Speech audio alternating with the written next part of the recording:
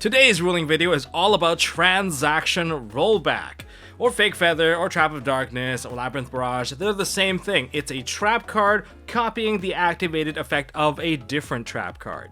Hey guys, this is Box, and welcome to the ruling video. I know why you're here, because you don't want to look like the fool when you're arguing with an inferior duelist about transaction rollback. I know it's gonna happen because there's a lot of complexity to this card. How does the copying work? What can you copy? What can't you copy? How does it even resolve? All that will be answered within the 4 ruling questions that I'm gonna give you. I'm gonna see how you guys will tackle this, just to see who's actually gonna be the fool when it comes to this particular question. And if you're a judge, how are you gonna answer it? But anything related to transaction rollback will be in this video. So if you're gonna enjoy this one, hit that thumbs up button, hit subscribe, ding that notification bell, and let's go through some transaction rollback. Question number 1, this is pretty basic. With transaction rollback in the graveyard with a Horn of the Phantom Beast. If you guys don't know what Horn of the Phantom Beast does, it targets one beast or beast warrior monster you control. Equip this card to that target, it gains 800 attack. Pretty basic stuff, and if the equipped monster destroys opponent's monster by battle and sends it to the graveyard, you get to draw 1 card. That part of the effect is mandatory, which is also pretty nice. Now, so on the field, there's a Reborn Tengu, which is a beast warrior, so Horn of the Phantom Beast technically can target it to give it that nice sweet 800 boost. And on the opposing side, there is a 1700 attack airlifter. Consider it as a vanilla, as it's not relevant to this case. So we're going to proceed into the battle phase. Player A declares an attack with the Reborn Tengu into the airlifter, and on attack declaration, player A goes, oh, I'm gonna pay half my life points to draw that 1 card, so I'm going to banish the transaction rollback, pay half our life points, and target the Horn of the Phantom Beast. And in turn, during the resolution, he attempts to target his own monster and then gets the attack boost. However, player B just counters the argument here by saying, hey, you can't target a card during resolution. That doesn't make any sense. So they have an argument, they call a judge. Who's right, who's wrong, who's the actual fool in this particular scenario? You have 5 seconds to answer. And this one's, yeah, I know, it's a little bit tricky. 4, 3, 2, 1, 0. They're both fools for different reasons. Well, player A's reason is that he targeted an illegal card. Horn of the Phantom Beast, yes, is a normal trap card. However, this particular trap card converts itself into an equip. It's an equip card, and this card also references itself. Equip this card to that target. Now, when you banish the transaction rollback, you're not going to be able to equip the card. So that's pretty simple, pretty direct, and therefore the Horn of the Phantom Beast became an illegal target. And an old precedent to this would be Trap of Darkness and Kunai with Chain. Kunai with Chain has 2 effects. You can copy Kunai with Chain's battle position changing effect, however, you cannot use it to gain 500 attack and equip it to the monster. That part of the effect is basically not allowed. So with that said, you can't basically equip cards and copy the equip cards through the copying effect of a trap card. Sorry, that was a little bit wordy there. Now, what about player B? Why was player B the fool? Well, he said that you can't resolve and target a card, but that would basically shut out 90% of all the cards you can attempt to use with transaction rollback. So how does transaction rollback resolve? Essentially, when you activate transaction rollback's copying effect, okay, so you say use the graveyard effect, you banish it, pay half your life, target a card. We're gonna switch up the card now with Raigeki Break, a very basic trap card that destroys a card on the field, but you do need to target. Now note, when you copy the effect of an activated effect of a trap card, you don't pay the cost. So you don't, discard cards, you don't pay life, you don't send anything to the graveyard, you just have to perform the activation. But what about the targeting? Isn't targeting part of the cost? No, not everything before the semicolon is a cost. Everything you have to do when activating the card is written before the semicolon. That's the attempting of the activation, which includes targeting, declaring card types, choosing a card effect if it says activate one of these following effects. Now, when copying effect, you don't pay cost, but you still need to target and do all the declarations. So if there's no valid targets, you cannot activate the card or effect. Now, here's an extra note. When you're activating cards in general, if you can't pay the cost, obviously you can't activate the card. But if you can't do everything before the semicolon, you also cannot activate the card, with one exception.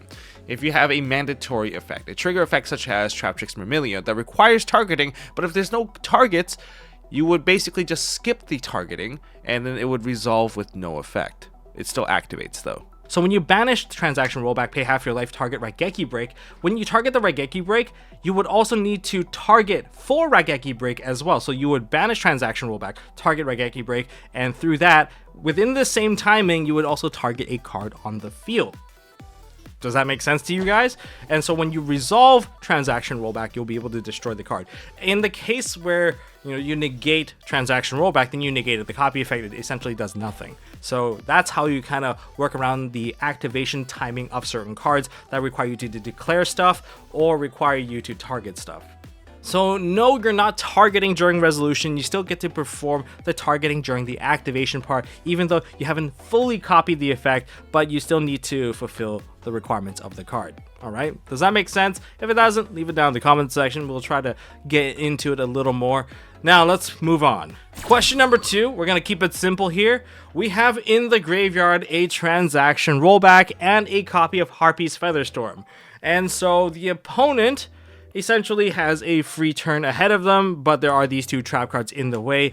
Player A decides to activate the transaction rollback, pay half their life to essentially skip the opponent's turn by hopefully resolving the Harpy's Featherstorm. So he banishes it, pays half his life, targets the Harpy's Featherstorm, tells the opponent, hey, now you can't do anything, I don't have to pay cost. So here we are, you're stuck under Harpy's Featherstorm. Player B says, hey, you can't do that. Well, you call a judge, you're the judge. This one's pretty simple. You have 3 seconds to answer this. Who is correct in this case? 3, 2, 1, 0. Player A is the fool for attempting to copy Harpy's Featherstorm without any monsters on the field. If you did control a Wind Wing Beast on the field, then yes, that activation would have been legal, but in this particular presented case, there's no Wind Wing Beast on the field, so transaction rollback will basically target an illegal card in this case because it doesn't meet the condition. If you're going to be copying the activated effect of a trap card, even though you don't have to pay cost, condition is different. You still have to meet the condition of that card for its timing, for the required monsters.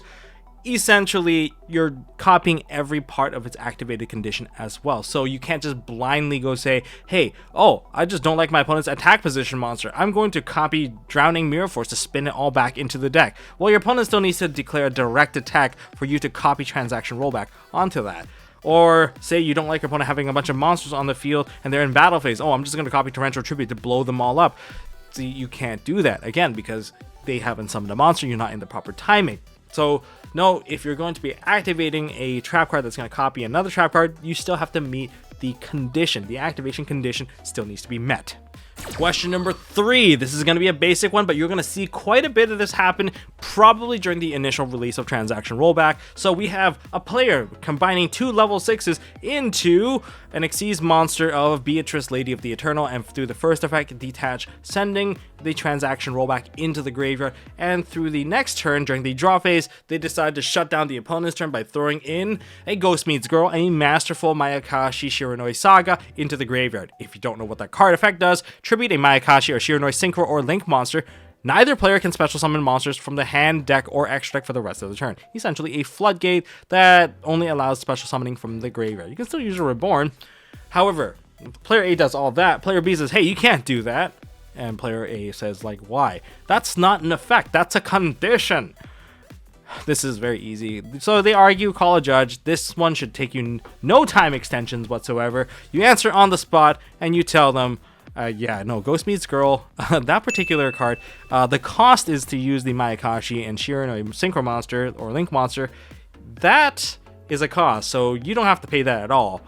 But you do get to copy that particular effect and resolve it, and the effect is to lock people out, and that is not a condition.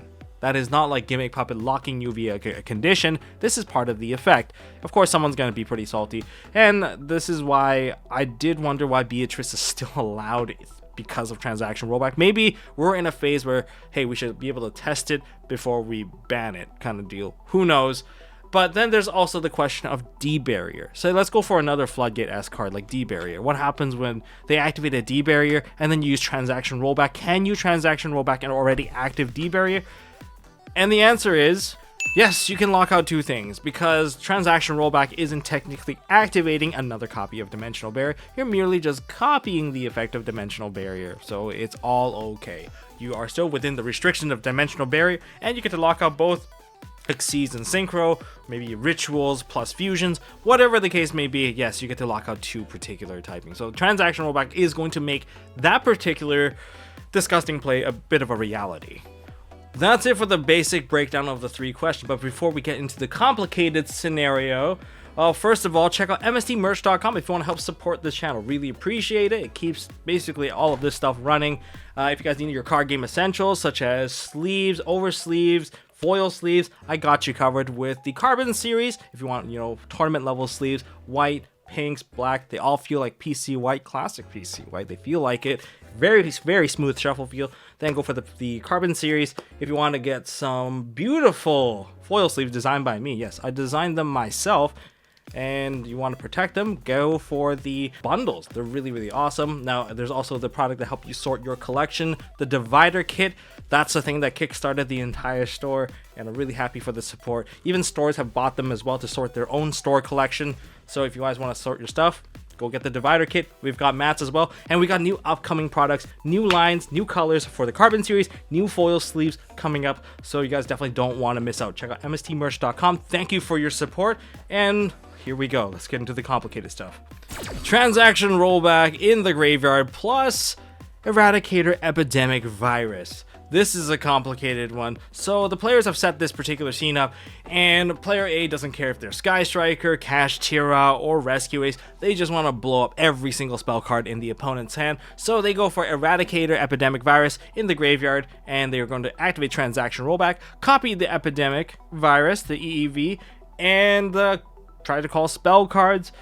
And the opponent's like, hey, you can't do that. This is a complicated scenario. There's 2 outcomes to this entire thing. You guys have 5 seconds to give me an answer.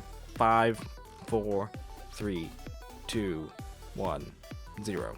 So there's 2 outcomes to this because there's a conflicting ruling, and it's mainly because of Eradicator Epidemic Virus's card text in TCG, specifically stating its own card activation. We mentioned this: if a card references its own card activation and you try to copy it via an effect, you're not allowed to because there is no card activation. You can't essentially fulfill the resolution properly.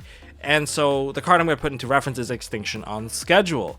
So you can use Trap of Darkness, Transaction Rollback to copy it if you're targeting directly as a card activation. If you have like these cards set onto the field, Transaction Rollback, you're copying your opponent's copy of Extinction on Schedule. That's completely fine, because even though it mentions this card's activation, you are still under a card activation when you do the whole copying effect, because you essentially did flip the card from face down on the field onto the field face up, or you activate it onto the field basically from a point where it was basically not public knowledge. Okay, so you've activated a card. However, because Extinction on Schedule, now the card text states that during the main phase you pay 2,000 life points, you ignore that part, make both players send all cards they control to the graveyard at the end of the 3rd battle phase after this card's activation. Now, because it mentions this card activation, Transaction Rollback's second effect, as well as Junk Collector's effect, they can't target Extinction on Schedule via that effect because you can't really mimic the card activation. So that particular part of the card text matters. But what that translates to for Eradicator Epidemic Virus is that, until the end of their 3rd turn after this card's activation, you can't fulfill that in TCG. This is something that's mentioned specifically in TCG. It applies to Deck Devastation Virus as well. So in other words, the graveyard effect of Transaction Rollback, you can't use that to copy an EEV. So a judge can rule that, hey, you can't use Transaction Rollback to target Epidemic Eradicator in the graveyard. You can still use it while it's on the field to copy your opponent's copy, but not your own copy. But there's a possibility that the judge can rule that you can target Epidemic Eradicator Virus because there is a conflict. It's because there's a different ruling stating, hey, can I activate Labyrinth Barrage by chaining it to Eradicator Epidemic Virus by declaring spells? Yes, you can. But then somehow within the answer of this particular ruling, it says that Transaction Rollback, either its card or its second effect, it can copy it, and you can even use Junk Collector to copy it as well. That's where the conflict stems from. That's why you probably have to ask a head judge. I know the whole thing was a giant word soup. If you don't get it, let's see if we can try to explain it down in the comment section. But essentially, ask your head judge whether you're not allowed to do it. Depending on which event that you go to, it may or may not change. They should be staying consistent overall in TCG.